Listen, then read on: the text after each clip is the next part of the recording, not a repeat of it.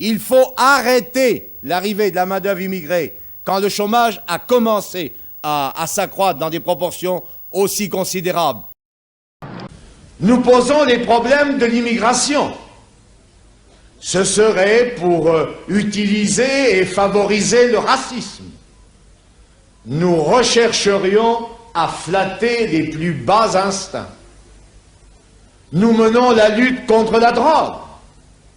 Ce serait parce que nous ne voulons pas combattre l'alcoolisme apprécié et répandu dans notre clientèle. Pour la jeunesse, je choisis, moi. Oui, je choisis l'étude, le sport, la lutte et non la drogue. Alors, comme l'autre jour un dirigeant socialiste, ils crient tous en chœur « pétainisme ». Quelle honte! Quelle honte!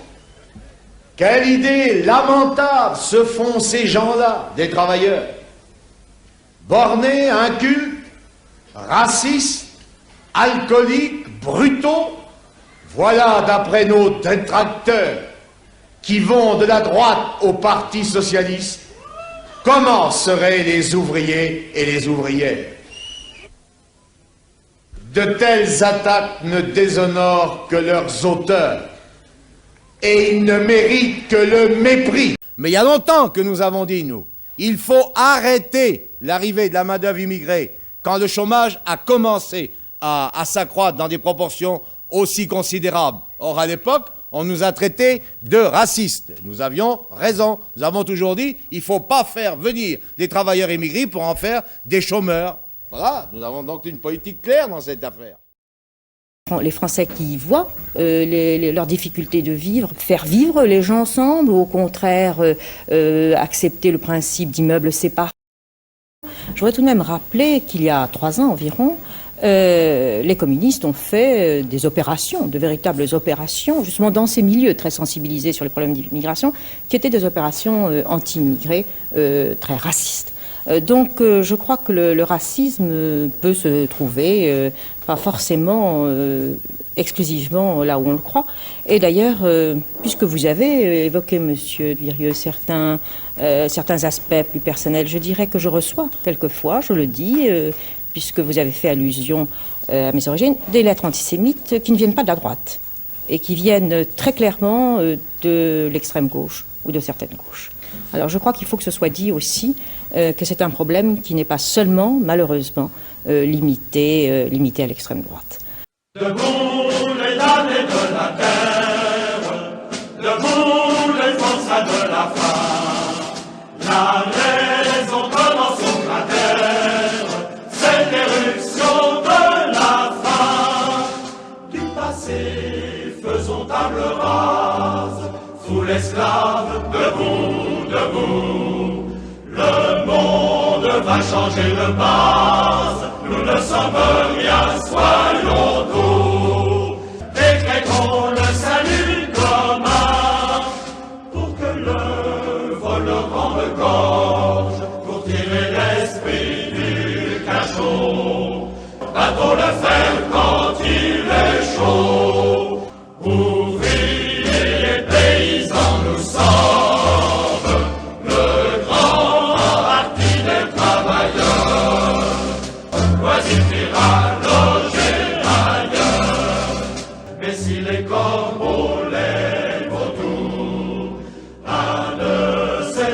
Disparaissent, le soleil brillera toujours. Je reviens maintenant à ces questions. Oui, okay. Je pense que schématiquement, si vous voulez, c'est effectivement une approche qui me paraît la bonne approche. Et qui est d'ailleurs celle qui a toujours en définitive été celle du gouvernement sous l'ancien, avant 1981, et qui avait été en quelque sorte suspendu par la régularisation des travailleurs, de la situation des travailleurs immigrés venus clandestinement. Mais ça, c'est vrai pour les 150 000 travailleurs immigrés en situation irrégulière. Oui. Le problème principal, naturellement, ce sont les 4 millions et demi. Mais je veux dire qu'à ce moment-là, si vous voulez, il y a eu une exception de la continuité de cette politique qui a toujours été, même si elle n'était pas affichée aussi clairement avec cette réflexion au sein du Conseil des ministres qui a été rendue publique, mais au fond c'est bien ce qui se faisait, c'est-à-dire d'une part un effort d'intégration pour les travailleurs qui se trouvaient régulièrement en France et d'autre part une fermeture des frontières. Oui, alors le fait de réfléchir au statut des immigrés dans la société.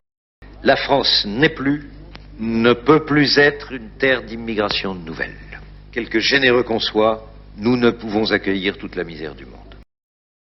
Aujourd'hui, je le dis clairement, pas de plaisir à le dire.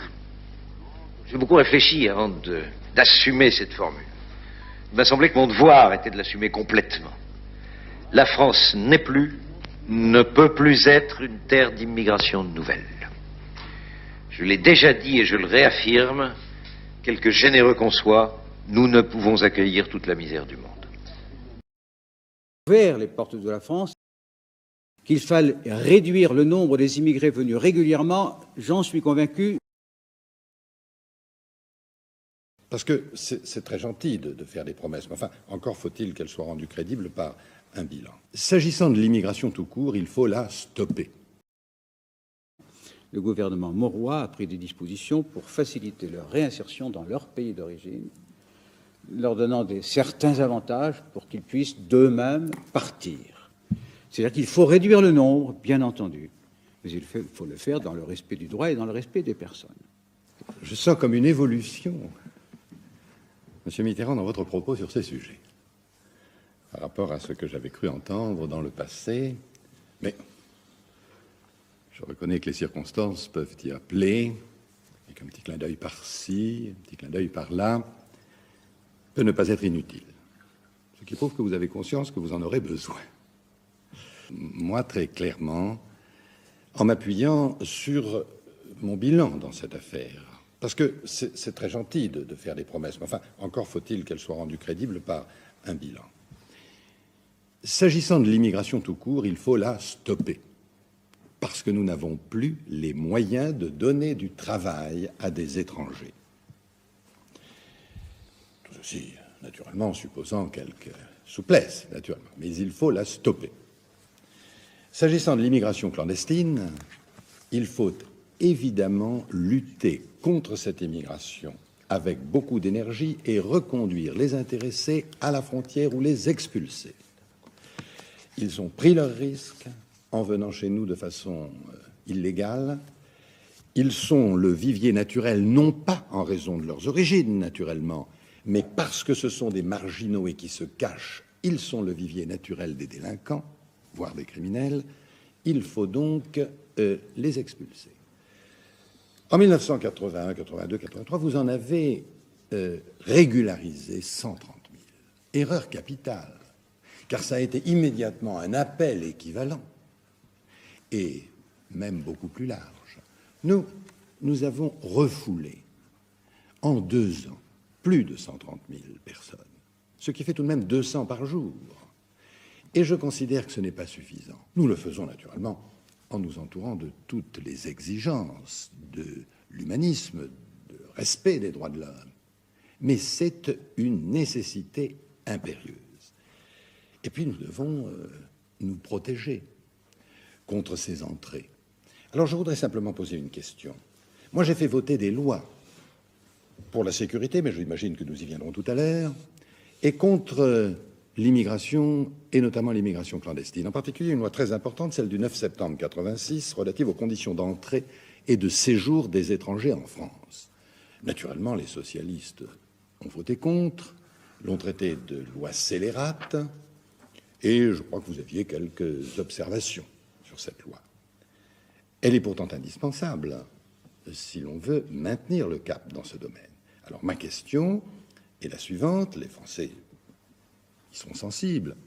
Est-ce que votre intention est de poursuivre ma politique dans ce domaine, et notamment de maintenir la loi du 9 septembre 86, Ou au contraire, votre intention est-il de changer et notamment de la faire abroger dans l'hypothèse où vous seriez élu.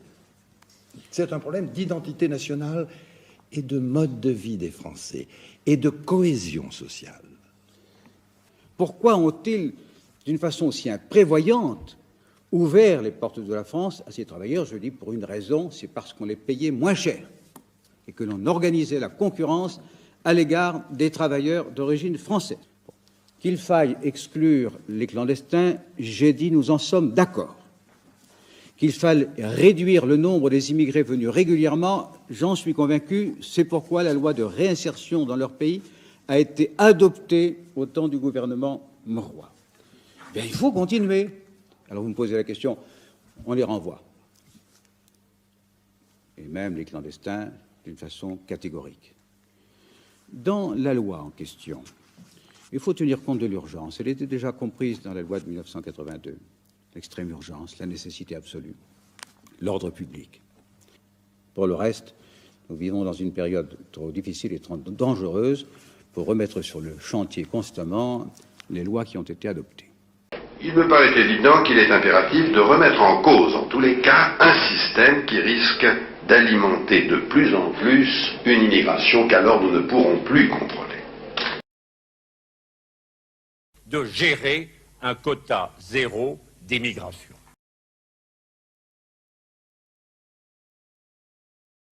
J'ai aussi défini mes idées sur l'immigration. Sur l'immigration, qu'est-ce que j'ai dit? Il faut être impitoyable sur l'immigration illégale et essayer de la contrôler. On voit bien combien c'est difficile. Le problème a pris une telle ampleur dans l'opinion publique que les hommes politiques se décident enfin à parler concrètement. Ainsi, l'opposition, toutes tendances confondues, est réunie pour 48 heures à Villepinte, dans la grande banlieue parisienne. Les organisateurs, Madeleine pour l'UDF et Sarkozy pour le RPR, n'ont rien laissé au hasard. Entre le gouvernement et Le Pen, l'opposition se doit de proposer des solutions concrètes. Nous n'acceptons ni la xénophobie, ni la francophobie. La France n'est pas un pays d'immigration et nous devons nous donner les moyens réglementaires et administratifs de gérer un quota zéro d'immigration.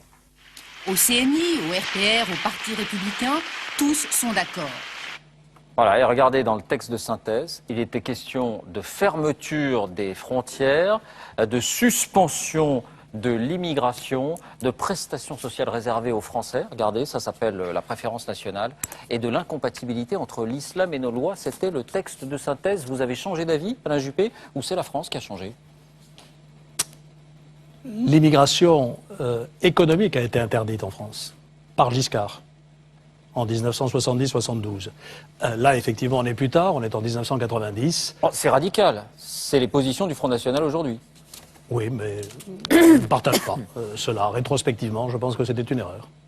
À l'époque, vous étiez d'accord? Sans doute. J'étais membre du RPR. Bien. Bravo, vous avez marqué un point.